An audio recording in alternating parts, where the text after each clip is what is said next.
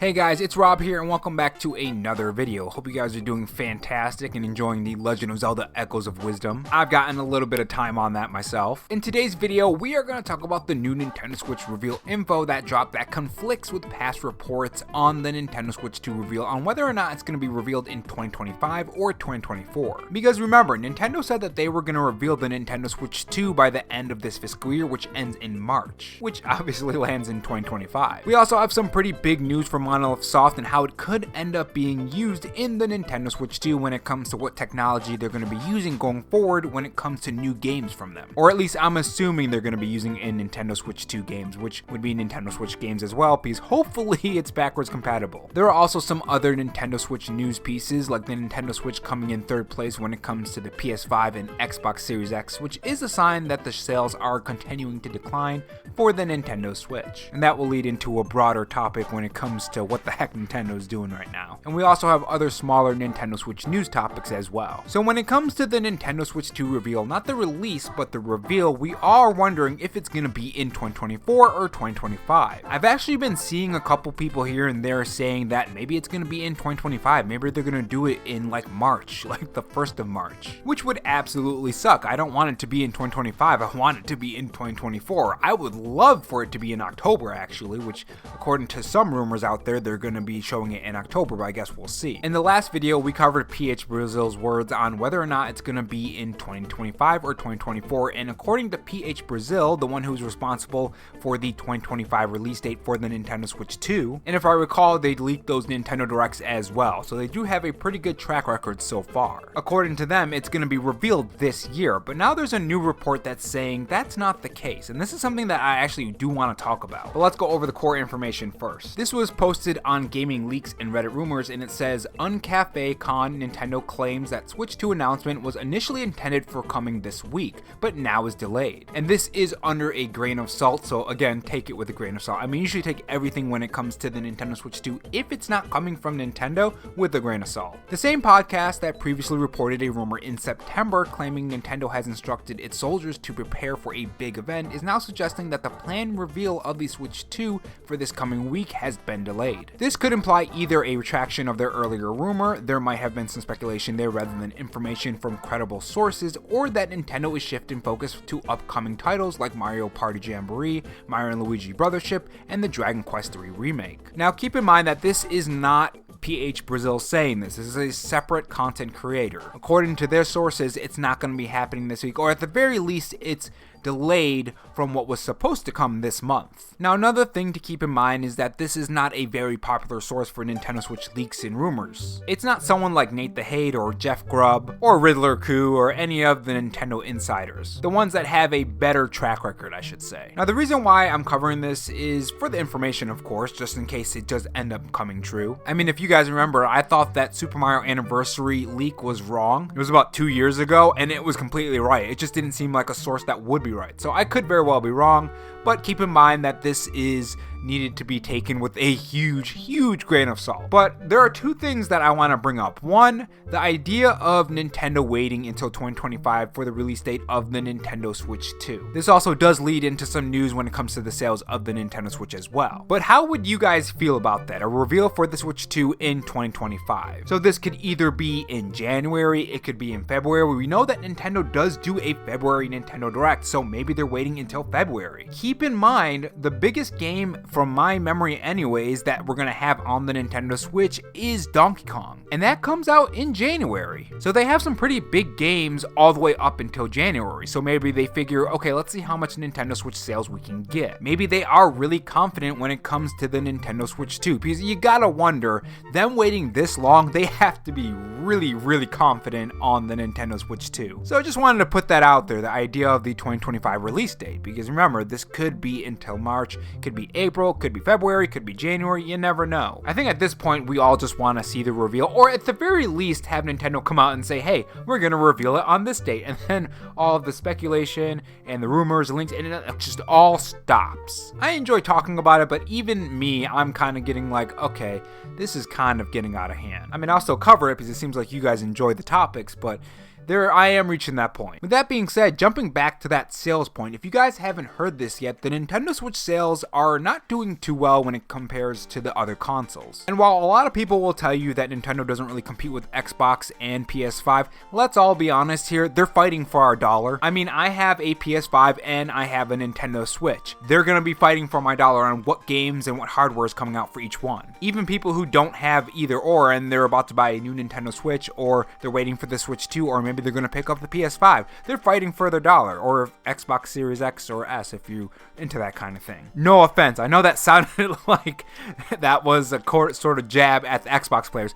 That wasn't a jab. But if you guys haven't heard this, in the UK, the PS5 is currently #1 console for 2025 in terms of sales, with the Xbox Series X in second and the Switch in third. This is what my Nintendo News has to say. New sales data provided by Game Industry has revealed the state of the console market this year in the largest gaming market in Europe, the United Kingdom. The best-selling platform so far is the PlayStation 5, which is followed by the Xbox Series X/X, with the Nintendo Switch in third. It was inevitable that the Switch sales would eventually fall off this year with the successor to the popular console on the horizon, or near the horizon. It will be interesting to see whether anything substantial changes with Black Friday or the sales kick in before the immensely busy Christmas period. So I think this is all something that we all expected to happen, especially since Nintendo already confirmed that the Switch 2 does exist, or more specifically, the next Nintendo Switch console, because it's already confirmed that it's going to be very much like the Nintendo Switch. And with the sales dipping so low, you gotta wonder, why hasn't Nintendo revealed that Nintendo Switch 2? There are some Nintendo fans out there that say that maybe the reason why the Nintendo Switch 2 isn't being revealed yet is because Nintendo wants to wait until after holiday season, so that people will buy more Nintendo Switches and more games for the Switch and so on. So Nintendo Life's saying it will be interesting to see whether or not anything substantial changes with Black Friday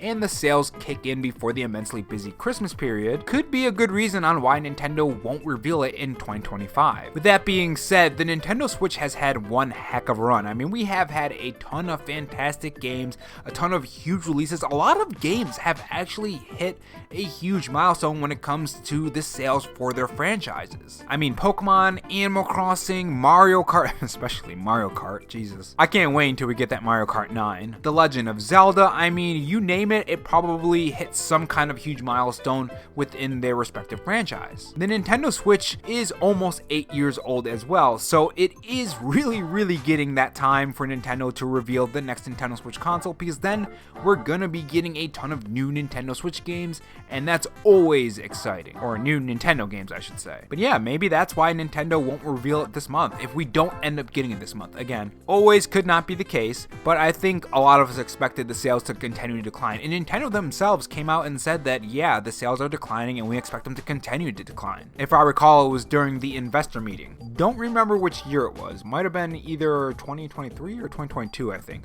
Somewhere around that. Another thing that factors into the decline in sales is that a lot of people already have a Nintendo Switch and they already have the Switches they want. People having multiple Nintendo Switches can only last for so long and can only bump up numbers for so long before most people just have a Switch, or maybe even two. A lot of people have even more than two. So it's going to be interesting to see what Nintendo's play is here. Are they going to wait until 2025 to reveal the Nintendo Switch 2 and then release it in like April or March? Or will they reveal it in October? And will that bump up the sales of the Nintendo Switch, especially when you factor in the second part of this topic that I want to talk about, and that's a price decrease for the Nintendo Switch. If the sales for the current Nintendo Switch are already dipping so hard, one thing I wonder that Nintendo could do is do a decrease in the price of the Nintendo Switch OLED, original Nintendo Switch, and Nintendo Switch Lite. But the big question here is, if Nintendo did do a price decrease like that, would that even increase the Nintendo Switch price? Or not the price, the sales for the Nintendo Switch? Because if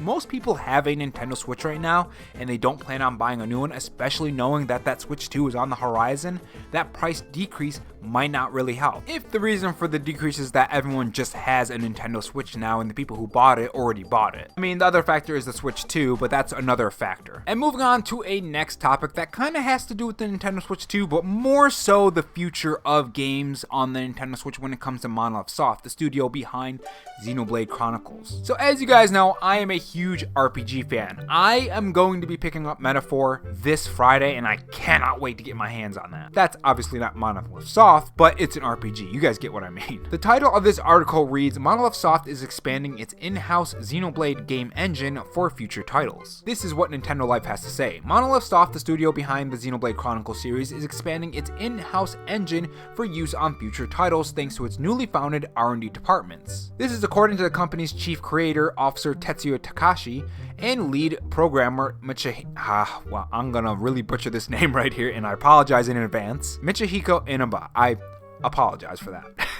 In a recent interview with the Japanese outlet CG World, spoke to the company's plans for the future as its plans to tackle bigger development projects. Now that's interesting right there, bigger development projects. Because we know that the Nintendo Switch 2 is obviously going to be more powerful. I mean, why would Nintendo even be making another console if it wasn't going to be more powerful? And if it's not more powerful, I don't know how they're going to sell that to the Nintendo Switch install base. So if they are trying to go bigger and better, obviously Nintendo Switch versions of that game will run better on the Nintendo Switch 2, but the games are going to be much more grander in scale. And this kind of does make me wonder, how is this going to work? If the Nintendo Switch 2 is more powerful, it has DLSS and all that great stuff, you know, like the rumors are saying, how is it going to run on the original Nintendo Switch? Is it going to be really, really poor quality when it comes to frame rate and resolution and all that kind of stuff? Xenoblade Chronicles 3 did have some pretty big resolution dips and also frame rate dips. Specifically, the frame rate dips I remember were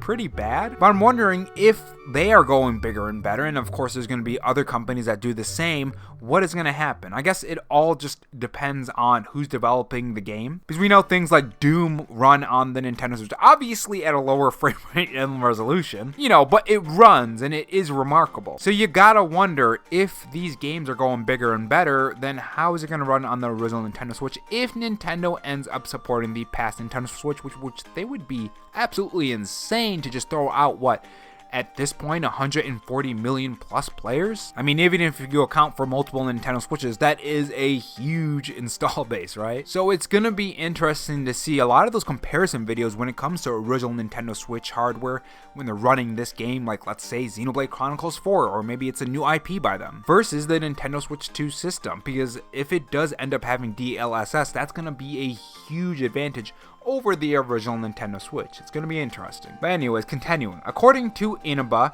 the currently in development engine is based on one of the companies created for 2010's Xenoblade Chronicles, with the goal being one day having it fully managed by an internal R&D team. For the time being, several different development teams are working on the engine's modeling and effect technology before it's all compiled into the finished product.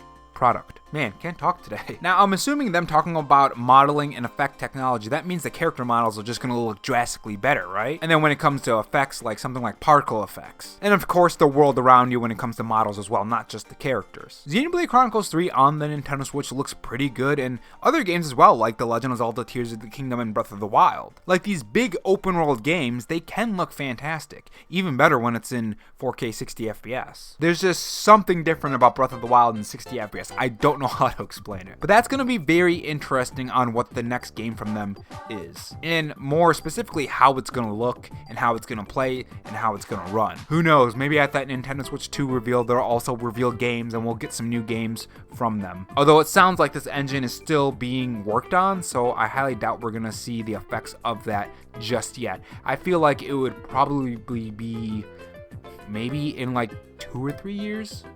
I don't know. I'm not a developer, so I don't know how these things actually work or how long they take to develop. And moving on to the last topic of today. So if you guys haven't heard about this yet, Metaphor is getting fantastic reviews. So I know this isn't Nintendo Switch, but as a person who's going to be picking this up Friday and probably spending a lot of time in it, if I'm being honest, I love my RPGs. It is getting a lot of fantastic reviews. It's getting 9s, it's getting 10s, people are calling it Game of the Year. Like, it is really fan, and I'm just glad, guys. I am glad that this is reviewing so well, because I have been waiting for an RPG other than Dragon Age Veilguard, which looks really fantastic as well, because I'm going to be picking up that this month too, and I'm really excited for that too. I am glad this is reviewing because I was scared. I was scared that this game wasn't gonna end up getting really great reviews. I wanted this to be, I don't want to say a perfect game because no game is perfect, but I wanted it to Jesus, man, I can't talk today. Review very, very well. I did have caffeine, so that's probably why I can't talk. So currently on Metacritic, last time I checked, it has a 94 and has a must-play emblem. This game is getting universal acclaim, and I cannot wait to get my hands on it. Some of the scores goes as follows. Gave it 100, Eurogamer gave it 100. I mean, we have Games Radar with a 90, and just other scores that are just really fantastic. There are some 85s, which is still a good score as well. And just overall, it's getting reviewed very, wow, man. Really can't talk today. Very, very well. So I thought I'd share that news with you guys if any of you guys are interested in the game and are going to be picking it up. And with that being said, that is the last piece of news that we have for today. Let me know your thoughts in the comment section below, and I will see you guys in the next video. Take care.